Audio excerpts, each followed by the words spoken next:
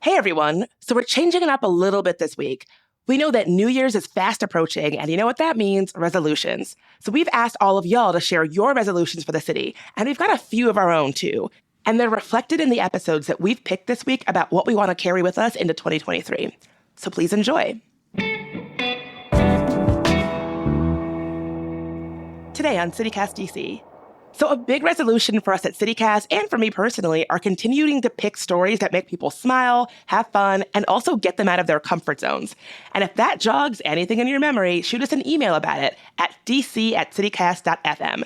And if you need a little inspiration, well, a story that took us way out of our comfort zones was the one that we taped at Markoff's Haunted Forest. Since none of us had ever been, we definitely had a blast making this one, and we know that you had a blast listening to it. So here's our adventure through the Haunted Forest.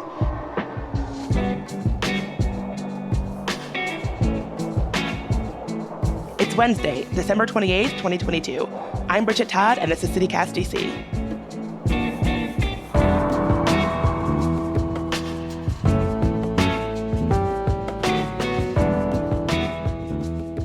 We're here at Markoff's Haunted Forest. So far, the experience has been really interesting. It's a beautiful grounds. How did this get started? Take us through the history of this place becoming what it is today. Well, first off, thank you for coming out, Bridget. It's awesome to have you guys. Super excited to do your podcast. Kaleva was the parent company that actually does the Haunted Forest, and Kaleva was funded and started by the Haunted Forest. So the three brothers, Nick, Matt, and Alex, decided back in the day when they were in college that they really wanted to do a kids camp. Their parents had something similar to it, and they've grown up being camp counselors, and they thought we could do this better.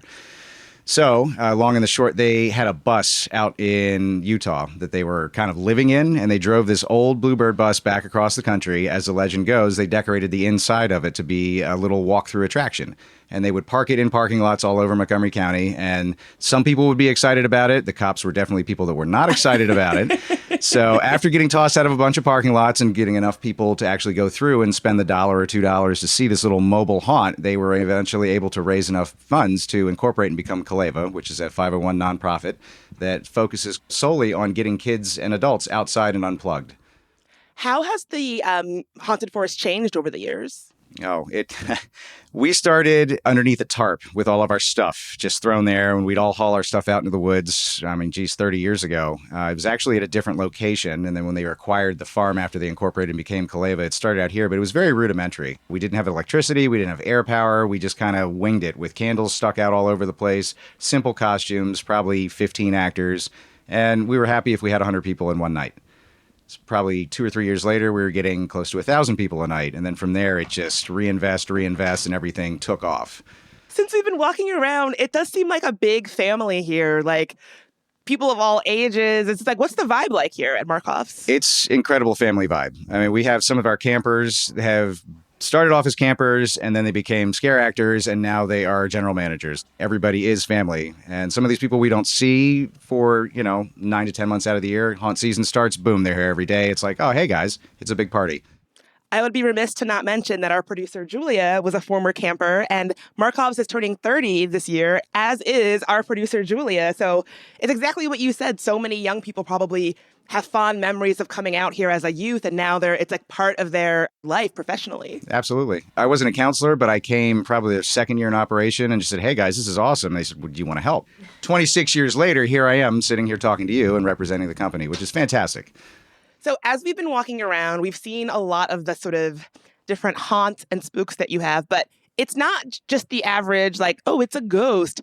Sometimes they're funny, sometimes they're jokey. Tell us a bit about some of the various spooks and kooks and haunts here at the forest. The spooks and kooks are pretty much our actors. We have people from all walks of life, anywhere from 12-year-olds all the way up to 65-year-olds that just love it and they come back every year. But the thing that makes us different from other attractions is just the eclectic nature of how we lay things out. Most haunts have a storyline where you go, hey, this is a town and everybody died and this is what happens. We're going, whatever, we're in the mood to build. So you'll go from a circus tent to a UFO to a dungeon to a crypt to a Viking to a random thing we don't even know what it is. But we focus on just eclectic, using random things and not gore. We don't do a lot of gore stuff here. We do a lot of pop scares.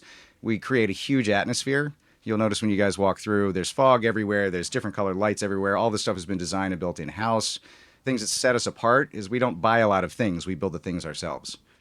I imagine that this is probably an outlet for just people who like to get their hands dirty and build cool stuff. Is that the case? It is. I don't think any of us here own a pair of clean pants. And even after we wash them, they still look dirty. So I just look like a hobo walking into the Safeway after work every day. You were kind enough to give us a tour of the grounds. And one of the things I noticed was a pig in a jar. What is going on with that? We are an agricultural farm as well, an educational agricultural farm. And on occasion, some of the animals, they'll have a miscarriage or, something of natural causes happens. And one day, one of the owners says, hey, man, we got a bunch of these fetal pigs. They're dead. And I went, you know what? We have some formalin. Let's just go ahead and petrify them and put them in jars. It'd be awesome props. So we've got a couple of them. There's actually a whole case of them down in a box I haven't even put out yet. They're just kind of hanging out. That's something I love about taking the tour of the area is all the different little spooky things in the corner that are in the offices and stuff. I'm looking right now at a box of Frankenberry, the spooky cereal. Oh, that's my breakfast. Come on now. That stuff they brought that back. It's childhood delight right there. Holy cow. I love it. Our team is about to walk through the forest. Some of us are scaredy cats. Excellent. Do you have any, so this is going to be spooky, but level with me. How spooky are we talking? It's pretty scary. It just depends. It depends on what gets you scared. Some people don't like spiders. Some people don't like snakes. We have both of those out there, because you're walking out in the woods. We see them every day. They're black snakes that just come crossing across the path on random. So good luck with that. Is it spooky and scary? Yes, for sure. And for me, it's even spooky and scary when I'm out there by myself at night, shutting things down. And I just get this creep going, oh, somebody's watching me. It's either my staff getting ready to prank me or there's legit somebody out there messing around. And the cool thing about the haunted forest and the property is it's actually a Civil War grounds. Don't quote me on which side came across what part of the river, but there are trenches on the other side of the farm that are there. We do actually have a graveyard on the other side, and some of the stones are as old as 1890. So we do have a little bit of actual haunted stuff happening. Have you ever gotten reports of legit spooky stuff that is not just an actor trying to mess with you? Well, yes. All of us have had a moment where we swore somebody was there looking at us. We've never had ghost hunters come out and do a bit, but yeah, it's creepy. It's creepy enough as it is, especially if you're in the city and you come out. The drive itself is 45 minutes from DC, so in the dark, forget about it. It's awesome. So as we're about to go through the haunted forest, do you have any tips for us or how we might either enjoy it more or how do we go through it and not completely crap our pants in fear? We used to sell Depends at the merchandise booth back in the day. I would absolutely, number one tip is do not take your cell phone out because we recover probably 15 to 20 cell phones a night, and then some we never recover. The people just use them as flashlights or they're taking selfies and then they get scared and the phone goes out in the middle of nowhere. We've had people lose their wedding rings, jewelry, things. We walk the trail the next day and just find all kinds of stuff. And it's kind of a race to get out into the parking lot or out in the woods first to see who can find the most money. Because, yeah, stuff comes, you reach in your pocket, 20 or 30 bucks on the ground. What's the weirdest thing you found? I don't think I could actually publish that. Oh, my God. We found all kinds of things. We found a dildo one year. We've definitely caught people having sex out there. They think that they can just duck off into a quiet corner, but we're always watching. We always know. And my favorite is somebody goes they duck off the trail, they go to take a leak behind a tree, and I'll just come around and put my shoulder on them and go, oh man, do you actually pee with that thing? What is that? You heard it here first, listeners. If you come to Markoff's Haunted Forest, someone is always watching. Yes. Don't try to dip off to a corner. They will see you. We will find you. We've got night vision goggles too. Those are always fun. So I love it. How long is the trail? The trail this year, we combined Trail 1 and Trail 2 due to COVID, and we actually loved it so much because it's exhaustingly long now. It's almost a mile. It's about 3/4 of a mile or so, a little over. It takes you about a half hour to 45 minutes to do it, unless you're running. And we can walk that trail, just the ownership. Like when we go through into our safety walks, it takes us about a half hour at a good clip, just to get all the way through. I guess working here, you probably really get your steps in. You're probably walking all day long. I used to weigh 300 pounds. Look at me now. I'm like $160, so soaking wet.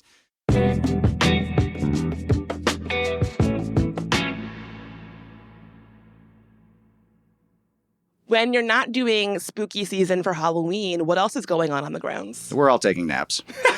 This is absolutely exhausting. So when we're not doing spooky stuff, actually, Kaleva is running programs about 3/4 of the year, and we are doing other things for them. We're getting boats built. We're getting gear prepped. We're doing repairs to the buildings. We've got several campuses around the D.C. area that we operate, including the farm, which is 200 acres, which in itself is a lot of maintenance. Yeah, I've heard stories about a little bit that you all would do involving some horses. Is there any truth to this? We could go so many different directions with this. So what we used to do when we were a little smaller and had the space is we would have several of our equestrian riders dress their horses up and do the actual headless horseman and chase you through the parking lot or chase you through the woods. That was awesome, but sadly enough, we got too big and we have too many people that it's really kind of a liability to have a horse riding through 3,000 people. Sad. Yeah, it is sad that you're not doing it anymore. I can imagine after or before going through a haunted forest, a headless horseman coming at me that I was not expecting. I could imagine that being a real surprise. It was cool. They would gallop down the logging road and just at you full bore, and you just come around a corner and there's this horse that's all lit up charging at you. So, yeah, it was awesome. How are you able to keep that safe? Experienced riders in smaller groups. You know, it's just about just how the path wound. So you'd be walking towards him and then the path would turn and the horse would ride in a different direction. So it kind of looked like it was coming right for you, and then it ducked off. That makes sense. The town here that we're in is so beautiful, and the way that you have the area set up where folks can come and enjoy pizza and wine and not actually be spooked while they're doing it, how has that setup come to be? Well, we used to set that stuff up every year, and we got so big with the camp business and so big with the haunt business, we decided we're going to have to separate and just acquire, a little bit more real estate for the haunt so we can put up some permanent structures. And it makes our life so much easier not to have to put that stuff up every year. It was exhausting. So we can focus more on the haunt versus setting up the little cursed village is what we call it. Because we also have something called the town, which is a Wild West experience. You take a tram ride from here across to the other side of the property, and it's a whole Western themed haunt. Wow. Yeah, it's very actor driven versus the woods where it's a lot of creepy pop out scares. And then we have the Cursed Village where we have live entertainment going on out there, where we have the aerial activities such as the zip line or the log roll. So it's free for everybody to come in. Once you get your ticket, you can just come on in. You don't even need a ticket to come in to do the Cursed Village. You can do all the activities and enjoy all the food not for free, obviously, but you don't have to pay to get in to access those things. The thing that makes us different is that you're not standing in a line the whole time. A lot of these haunts don't have the property that we do.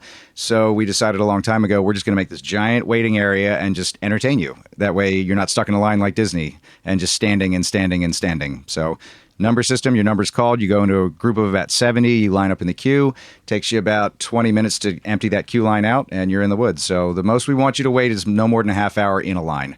In other haunted forests I've been to, or like haunted houses, the waiting part does sort of take away from the fun and the atmosphere. Yeah, come have some food, come have a drink, relax by the bonfires. And when we say bonfires, they're about 30 feet around. That we actually have to get a special permit from the EPA to have these bonfires, because when we say bonfire, yeah, they're 30 feet around. The logs are on average 2 to 3 feet in diameter by 15 feet long, all piled up. When you say bonfire, you mean bonfire. You're not messing around. Yes, if you were to do some s'mores on those, you need about a 30-foot stick. So, wow. What's your favorite scare on the trail? My favorite scare, and the one that gets me every single time, there's one dude that hides in the graveyard, and I don't know where he just pops up out of nowhere, and it's a simple one, and you hide behind a candle, and as you're walking towards that candle, you can't see because the light's in your face, and this dude just pops out of nowhere and then pops back again. He gets me every damn time. Even though I know he's around there somewhere, he just moves around enough. Drives me insane. But those are my favorite, just simple, easy to do scares. Nothing elaborate, no dramatic storyline. Just boom, bam, done. And he gets you even though you know it's there, even I know though he's you there. set the space up. Most of the time I'm running through with something in my radio blaring in my ear, and I'm just kind of ducking around things. Bam, he got me again. I'm like, God damn it, man. Every time. Like, give that guy an award. He wins. He got me again. Yep. I love it. So what about you, Julia? Is there anything from your childhood trips to Markoff's that really stands out to you?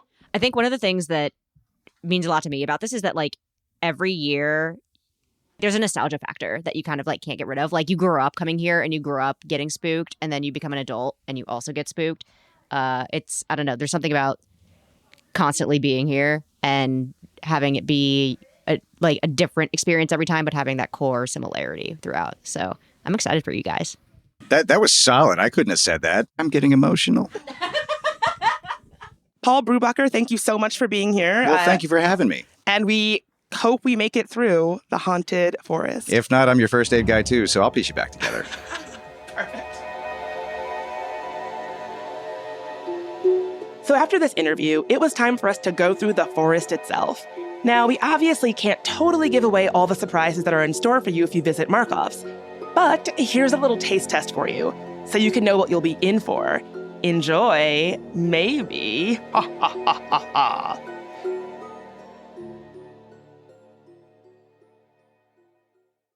One, two, three, city gas! Are we gonna make it out of here? I don't think so.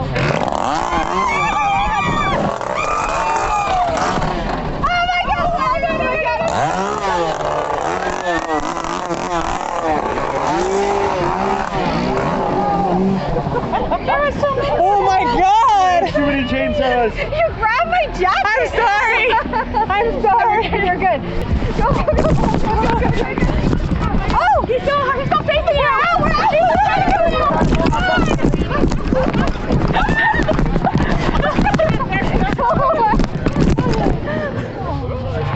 Oh my God, there's gonna be someone here too. I know. Okay. Oh, there's someone there. It's still following us. Yeah, don't go slow. Oh my God. Go. We're getting good at speedy escape. That was scary. It was much better. There's a lot of moving parts in that. Yeah. Oh my God. My heart is beating so fast. Okay. You were real bitchy. We did it! We did it. We're free! The champion! That shit was really scary. Crazy. No one told us how much we'd have to run. Yeah, I exhausted. Feel like I should have trained for definitely this. blows my voice. Oh my God. There's a lot of yelling, screaming. That's all for today here on CityCast DC. Got a friend who's feeling fearless this year? Make sure they subscribe to us and our newsletter, Hey DC. And we'll be back with another resolution tomorrow. Talk to you then.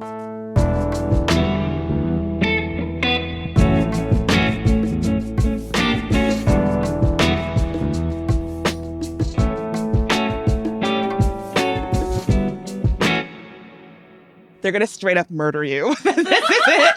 You'd look really good in one of my jars. That was the creepiest thing I've said in the past 20 minutes.